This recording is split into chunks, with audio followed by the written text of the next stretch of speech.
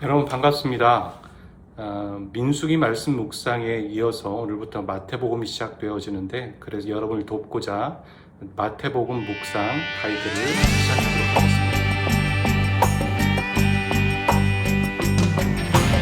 하겠습니다. 먼저는 사복음서와 이 공관복음이라는 용어를 좀 정의해 보려고 합니다. 마태, 마가, 누가, 요한복음을 사복음서라고 부릅니다.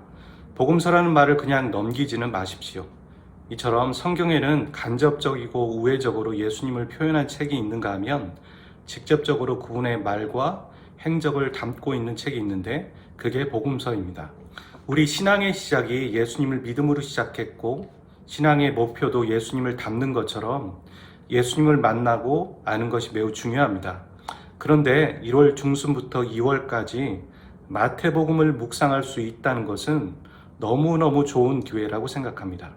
이렇게 사복음서에서 마태, 마가, 누가복음만을 떼서 공관복음이라고 부릅니다. 공관은 고대 그리스어의 함께와 본다라는 합쳐진 낱말로 된 것입니다. 세 개 복음서의 진술이 거의 일치하고 있고, 그렇게 서로를 대조해서 볼 수 있다는 장점도 있어서 공관복음이라고 부르는 것입니다. 이에 비해서 요한복음 결이 다릅니다. 요한복음의 90%의 내용이 공관복음에는 없는 내용이고, 그래서 신앙적, 학문적 가치가 있습니다.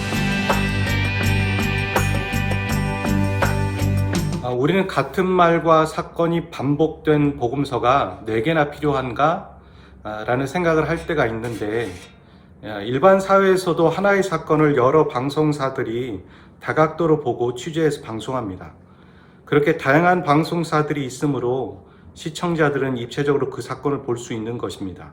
이처럼 예수님의 행적에 대해서 4개의 복음서에 유사한 내용이 많다 하더라도 쓴 사람마다 관점과 주제들이 다 다릅니다. 마태복음은 세리 마태가 유대인에게 쓴 편지로서 유대인의 메시아로 오신 예수님을 주제로 썼고, 마가복음은 바나바의 생질인 마가가 썼는데, 이 사람은 베드로의 믿음의 아들이기도 했습니다. 그러니까 베드로에게 직접 들어서 썼고, 메시아는 종이다라는 주제로 썼습니다. 누가복음은 이방인 의사 누가가 사도들에게 들어서 썼고, 이방인의 관점에서 인간으로 오신 메시아를 주제로 썼습니다. 요한복음은 제자 요한이 예수님은 하나님이십니다, 이런 예수님의 신성을 강조하는 관점에서 썼습니다. 이걸 어떤 신학자는 독수리 복음이다 라고도 말합니다. 아름다운 이름 찬양해 높고 높은 보좌를 떠나 날 위해 오신. 세 번째는 병행구절에 대해서 설명해 보려고 합니다. 성경에는 A라는 사건이 한 곳이 아니라 다른 곳에도 또 적혀 있어서 서로를 비교해 보는 그런 기회를 독자들에게 주는데, 이런 구절을 병행구절이라고 합니다. 꼭 복음서에만 있지 않고 구약에도 존재합니다. 예를 들어서 마태복음의 주기도문은 6장 9절에서 13절에 나옵니다. 그러므로 너희는 이렇게 기도하라. 하늘에 계신 우리 아버지여, 이름이 거룩히 여김을 받으시오며. 그런데 마태복음에만 있지 않고 누가복음에도 주기도문이 나옵니다. 참고로 누가복음은 기도에 대해서 많이 이야기하고 있습니다. 11장 1절에 예수께서 한 곳에서 기도하시고 마치심에 제자 중 하나가 여짜오되 주여 요한이 자기 제자들에게 기도를 가르친 것과 같이 우리에게도 가르쳐 주옵소서. 마태복음은 주기도문의 저문을 다 적고 있고, 누가복음은 그 내용이 요약되어 있는 것 같습니다. 학자들은 그래서 누가가 마태복음을 참고해서 썼을 것이다 라고 말을 하는데, 그 말만 믿고 누가복음의 주기도문을 그냥 넘어가서는 안 되는 중요한 대목이 나옵니다. 11장 1절에 보면 제자들이 예수님에게 기도를 가르쳐 달라고 했기에 예수님은 기도를 가르쳐 주시며 주기도문이 나온 것입니다. 제자들은 유대인이며 유대인들은 어려서부터 기도를 하며 자라왔고, 기도를 모르는 민족이 아닙니다. 그런 제자들이 기도를 가르쳐 달라고 말하는 것은 뭔가 다른 뜻이 있다라는 것이죠. 당시 메시아가 올 것을 고대하며 사역하는 많은 사람들은 자신들만의 사역 정신이 있었고, 그것을 자신의 제자들에게 기도문으로 가르쳐 줬는데, 침례 요한이 제자들에게 그것을 가르쳐 주신 것처럼 주님도 우리에게 당신의 사역 정신을 가르쳐 달라는 요구가 제자들의 요구입니다. 그러니까 주기도문은 기도를 모르는 사람들에게 가르쳐 주는 기도가 아니라 주님의 사역 정신이 고스란히 담겨져 있는 아주 중요한 기도문입니다.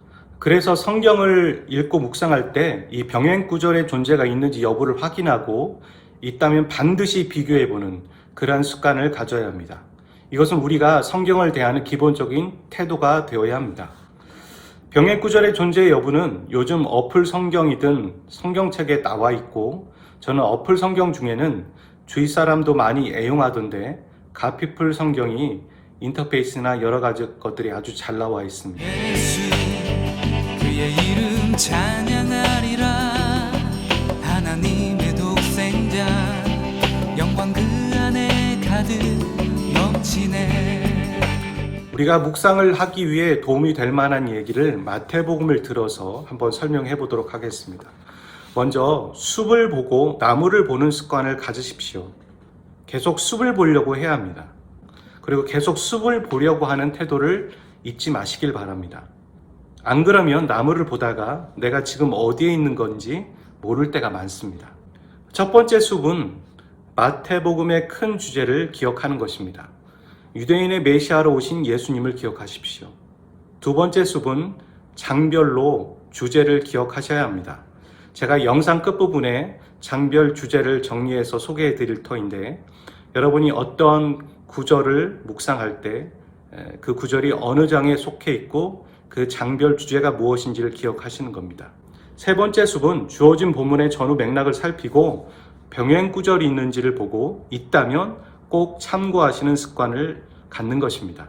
그 다음엔 나무를 보십시오. 주어진 본문을 묵상하는 습관을 갖는 겁니다. 해당 본문을 묵상할 때도 계속 숲을 보려고 하면서 묵상하려 해야 합니다.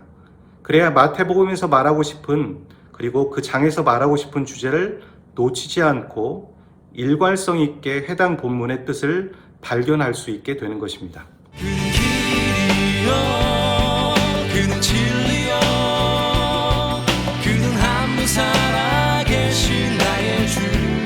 장별 주제를 여러분에게 소개해 드리도록 하겠습니다. 1장부터 2장은 목요일부터 주일까지인데 예수는 누구이신가? 예수님은 어디에서 오셨는가?